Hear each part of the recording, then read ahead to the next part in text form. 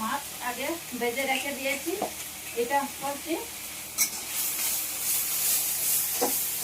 ভেটকি মাছের মশলা কারি।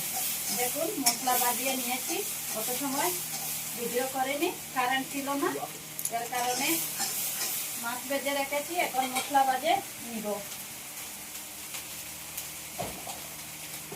রসুন একসাথে বেটে নিয়েছি, একসাথে ভেজে নিয়েছি। এখন কিছু মশলা দিয়ে দেব। হলুদ গুঁড়ো,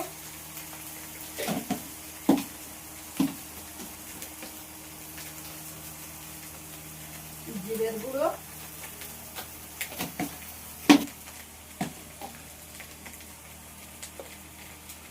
লঙ্কা গুঁড়ো, একটু জল দিয়ে মিশাতে হবে, না হলে মশলাটা জলে যাবে।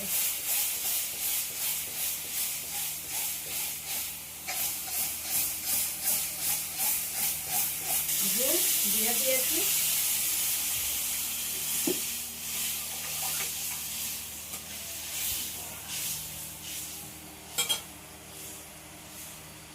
ফুটিয়ে যাচ্ছে, 4টি তেজপাতা দিয়ে দিচ্ছি।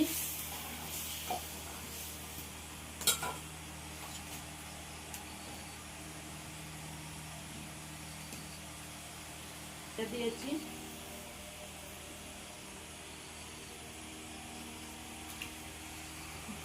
হয়ে যাচ্ছে।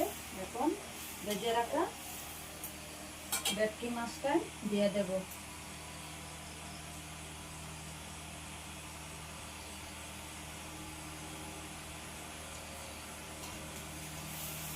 দেখুন মাছের মশলা কারি হয়ে গেছে।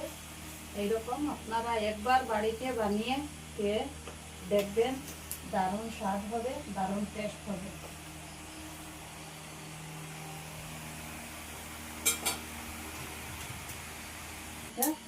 ভেটকি মশলা কারি রেসিপিটা হয়ে গেছে। দেখুন এখন নামিয়ে নিয়েছি।